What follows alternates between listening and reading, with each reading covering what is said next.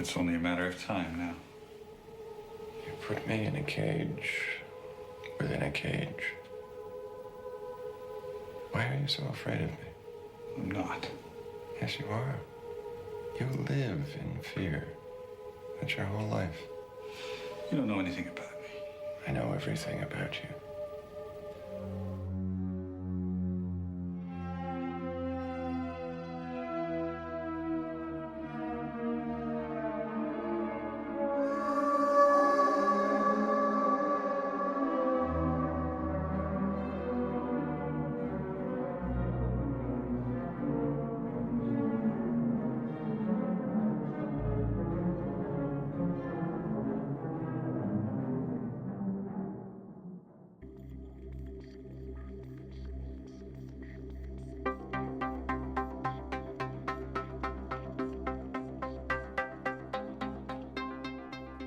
In this episode, we're heading up north on 35.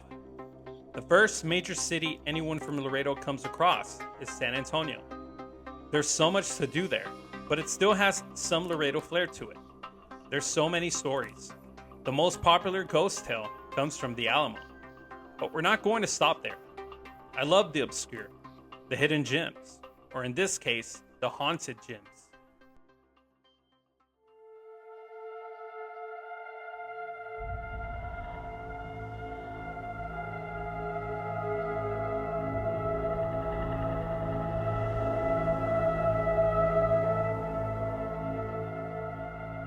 I decided to sign up for a haunted pub crawl.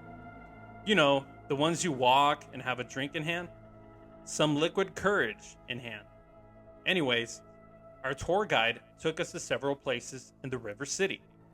We stumbled among the Manger, the Emily Morgan, the Davy Crockett. Oh, and these are hotels.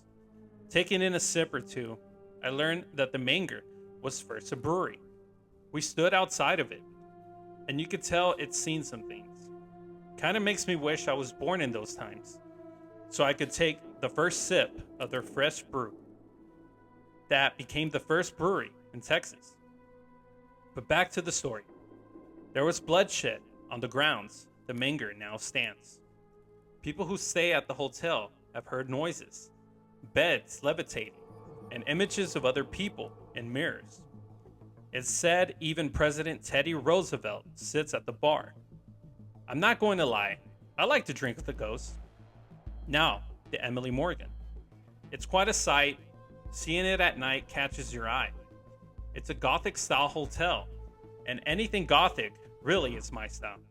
Gargoyles, you know, cool stuff. It was San Antonio's first skyscraper, but before it was a hotel, it was a hospital that had more than 13 floors. You gotta understand, the medical world in the 18th century was completely different of what we know of it today. The first few floors served as offices for the doctors, while the top floors were used as a hospital and surgery rooms. They used the top floors to vent out the stench from the surgeries of those patients. The building had a basement, and if you guessed it, you're correct. It was used as the morgue. So the building has seen a lot of deaths. So much so, it is reported to have a huge amount of paranormal activity. The most haunted floors are the 7th, 9th, and 14th. Cool breezes, the scent of medicine. Guests report the opening of doors. It's a blast from the past. They see the room as a surgical room. When they close it and open it, the room returns back to the normal. The faucets open on their own. Employees who need to visit the basement have witnessed glowing orbs, voices, and the smell of burning flesh. Our final stop of the haunted pub crawl was the Davy Crockett Hotel. I'm not going to lie, I was a bit buzzed, but I remember it well. The bar of the hotel is my kind of bar. Dimly lit, comfortable space, not loud, and the warm smell of whiskey filled the air. The stories connected to it were not so warmly. The hotel is rumored to be haunted by the Alamo defenders, men who fought to their very last breath. Davy Crockett is believed to be one of the ghosts roaming around. A worker claims the doors open and closed on their own. Besides the bar, the lobby, the executive offices are reported to be the most haunted. After taking in my last drink, I realized the areas surrounding the Alamo are equally haunted, if not more than the actual Alamo. I highly recommend going to one of the many haunted pub crawls in town. Besides getting your booze on, you might see some booze.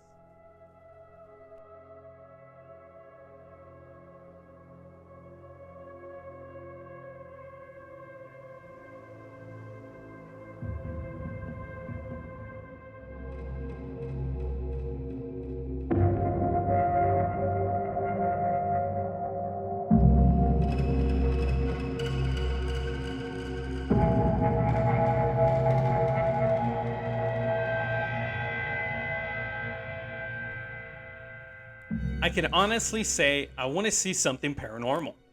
Like Fox Mulder from the X-Files says, I want to believe. That's one of my goals, seeing or experiencing something paranormal. So when I heard there's a place in San Antonio where you can experience something unworldly, I said, let's do it. I Googled Villamain and Shane Roads. So if you do, you'll see railroad tracks, a creepy tree, and some houses around, a field at a distance. Nothing really exciting, but when you look closely, the creepy tree is covered with balloons, plush toys, some candles, and cards. It looks like a makeshift memorial site, and it is. The urban legend connected to it claims a terrible accident happened at the tracks in the late 1930s, and a bus full of kids were killed on those tracks. So every day, and I mean every day, people stop by and put their cars or trucks on neutral. Some even put baby powder around the vehicle. And something moves it. Some claim the baby powder shows the prints of little hands. The hands of the children who died, and help people move away from the tracks to avoid a similar fate. Hundreds of articles have been written about this legend. Some even caught it on TV. And then again, do you believe everything you see or hear? That's why so many visit it. Like myself, I have to see something to believe it. So if you're wondering, yes, I tried it. I had to do it quickly because cars were passing by, and I'm sure the locals get pissed off when people cause traffic in that area. So, yes, I put my car in neutral, and it moved. And you know what I think? Gravity. Gravity moved it. But then again, I'm still hopeful I will see a ghost.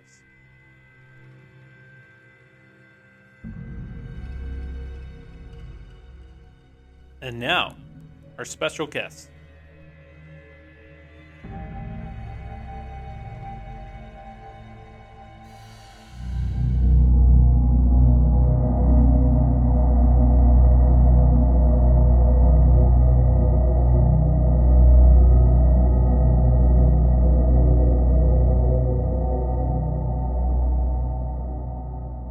All right, hello, Gouliacs. I'm your host, Rob Cortez, and we have a special guest with us. Yes, my name is Fred Garza Guzman, and I am one of the co-owners of Curious Twins Paranormal in San Antonio. For starters, how did you all start Curious Twins Paranormal? Yeah, so my partner and I, we were traveling, kind of, and just kind of enjoying ghost tours, trying to go to a spooky place. We always have loved cemeteries. Have always loved, trying to check out spooky spots. And so we started doing these, and we really realized, hey, the perspective is weird. There is not a lot of talk about indigenous people, about people of color, about, Latinos. There was a lot that we thought, we want to see a little bit more. And so we decided, hey, let's do something on our own and kind of gear it to really be, sharing these kinds of things that we're looking like other companies are missing. And that's kind of how we got started, of just trying to fill in some gaps and give some voice to, community. Nice. That's so cool. Where did the concept come from? Yeah. So Curious Twins. A lot of people think we're twins. We're not. My mom and my partner's mom, they're twins. So my mom is a twin. My partner's mom's a twin. When we found out Oh about each other, wow. like, super cool. Like both of our moms are twins, and we both care a lot about our moms, and so we thought let's name our business something that honors them. And so Curious Twins kind of came into play because we didn't want to freak people out. We wanted to be honest. We wanted to be authentic with people, and we know that sometimes there's superstition out there. There's some people that have had bad experiences, and so we wanted just to open that door of curiosity and say, hey, it's okay to be curious. Nice. It's so cool. Yeah, my mom is everything to me too. So, Uh, have you all experienced anything paranormal? Definitely. Like, before we ever started this, I had a lot of experience as a kid. And it started probably when I was about 4 years old. I would see my great grandmother had recently passed, and it was always really positive for the most part when I would see her. But there were other things that, weren't so positive that I experienced as a Yeah. kid. And it opened me up to like wanting to learn more, wanting to pursue, just being interested in it. So, and when I was young, yeah, I experienced stuff, but even on tours we experience stuff today. Things sometimes, doors open, sometimes weird things happen on a tour. Yeah. When we're in haunted properties, and I always tell people, like, if we freak out, it's real. Like, I'm not just sometimes weird things happen, and it does. And so yeah, I would say it's happened more than a handful of times. One of the experiences, that I did have, when I was a kid, happened, right after my great grandmother had passed away. She, I was about 4 years old.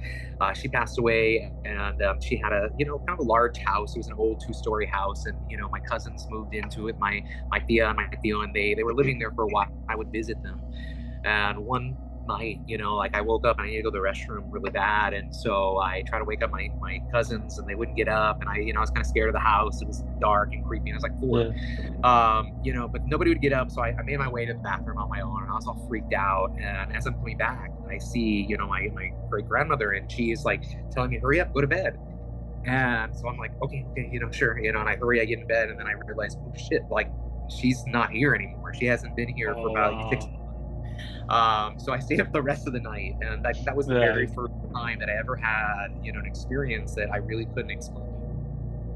And that influenced you. Oh yeah, Just to be honest, I had that experience, and then I had a lot of other experiences after that, as a kid, and some of the things were as like as simple as a door opening and seeing somebody there. Some of it was like being a kid and waking up and there is a man just sitting by my bed in a green mist. There was all kinds of oh things as a wow. kid experienced.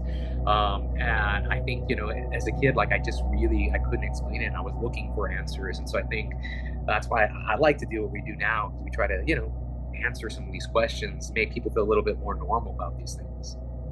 Wow. And where are some of the haunted sites you all have investigated? Yeah. So, we've investigated a lot of cool places. Some of the most interesting places that we've, investigated, I think, we've done Salem. We've done several different places, and say Salem Oh, Inn, Hawthorne. We investigated the Hawthorne Hotel. Those are some of our favorites. But we did the Red Onion Saloon in Alaska. That was one of my favorites. It was an old wow. brothel, and definitely heard stuff, experienced stuff. There's a hospital that is in Yoakum, Texas, and I think it's still around. I don't know if they're still allowing people to go into it, but that was one of the darkest, heaviest experience that I ever had. I know people talk about getting scratched by ghosts and touched by ghosts, but in this experience, I was like kicked in the balls by a ghost, and like Really? it Wow. stuck.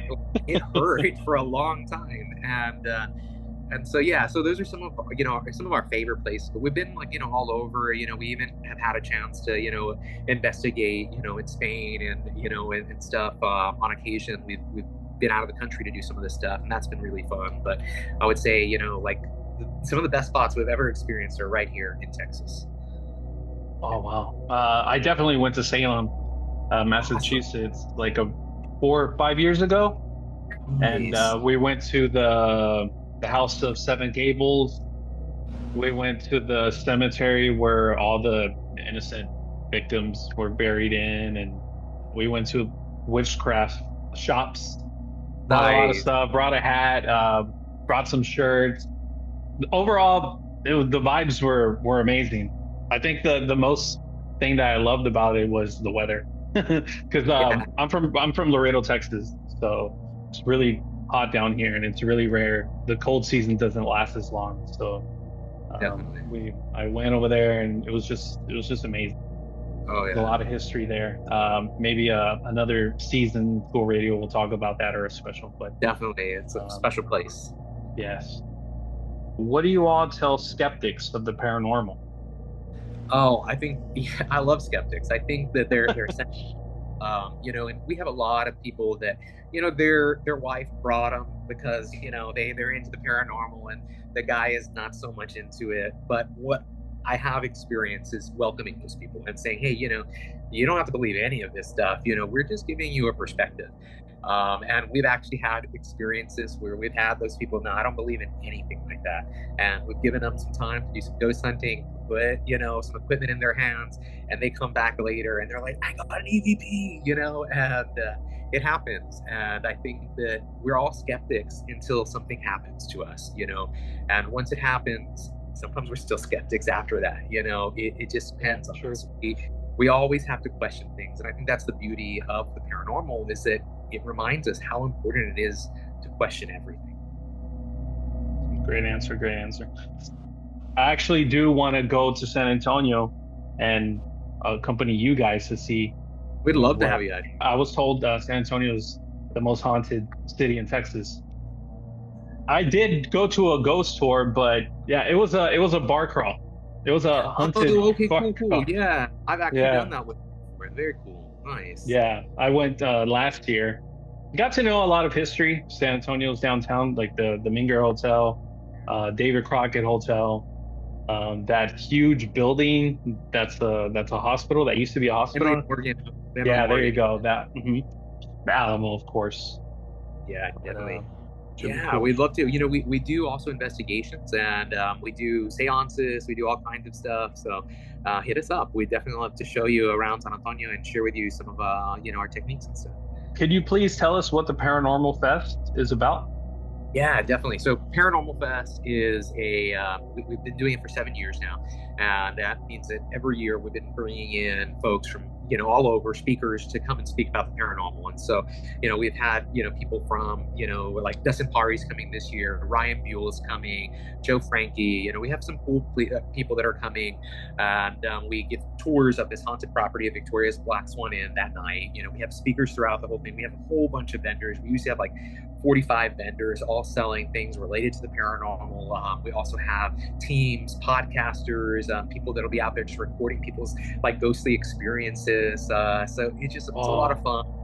And we just try to bring in all of the community that's interested in the paranormal to come and celebrate. We always coincide it with the Battle of Salado too, so it's very close to that battle, and it's a way to celebrate the past and the present, and to honor those histories. Wow, it's seventh, right? You mentioned seventh. The seventh, yeah, the Wow, seventh year. I saw that you guys were hosting it, and I wanted just to reach out to you guys and do an interview with you guys, because it seems like you guys are like I said, the ambassadors of the paranormal for San Antonio, which is really cool. Like I said, I appreciate you accepting my invitation. I hope we could do this in the future again. Yeah, I appreciate it. Thank you so much for interviewing me and taking the time out of your day too. Really appreciate you. Thank you so much, Fred.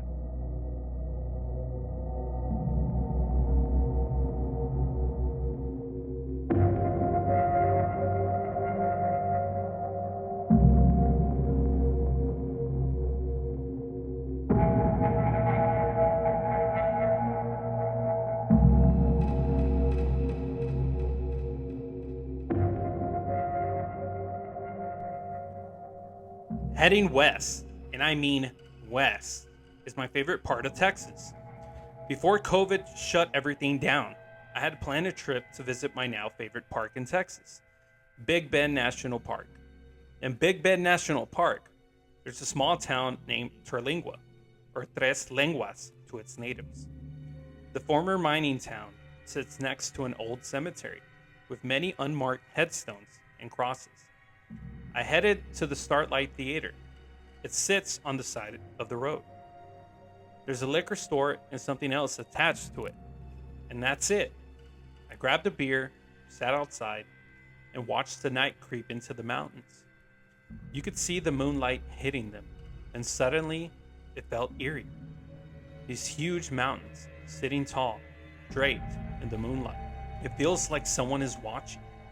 The mountains have seen some things, especially deaths, the shadows that lurk within them, the sorrow of souls that reached the top but never came down alive. Where the suns set, the mountains tell tales.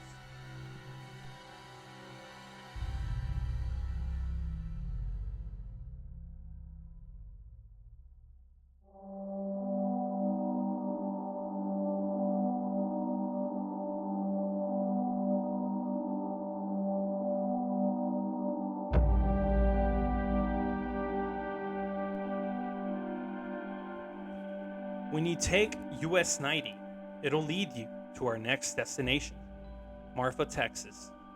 Marfa was not what I expected.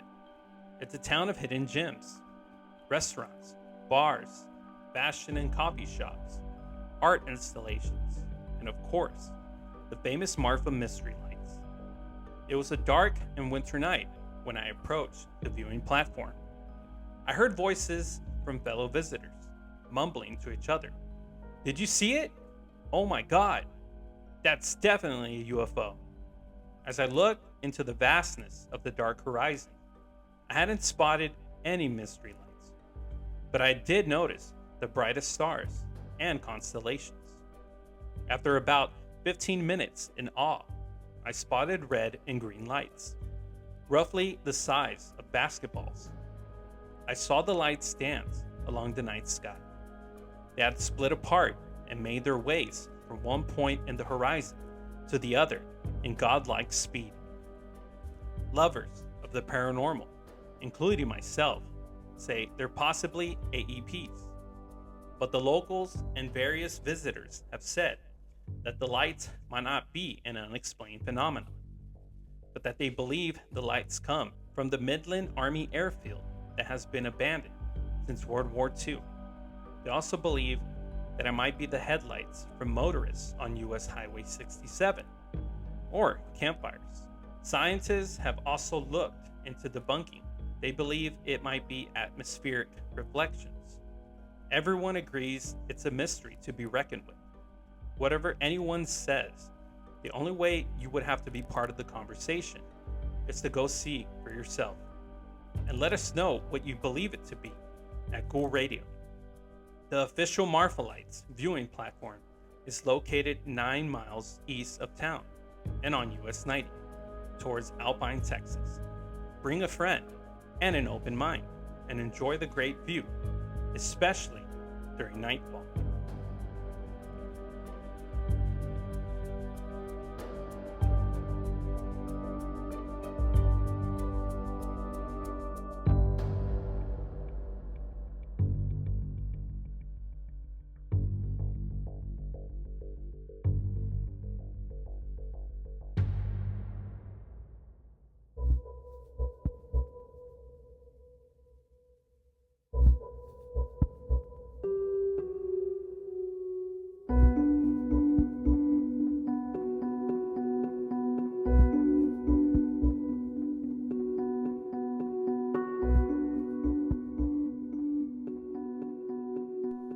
I'd like to thank Fred from Curious Twins Paranormal for joining me on this episode.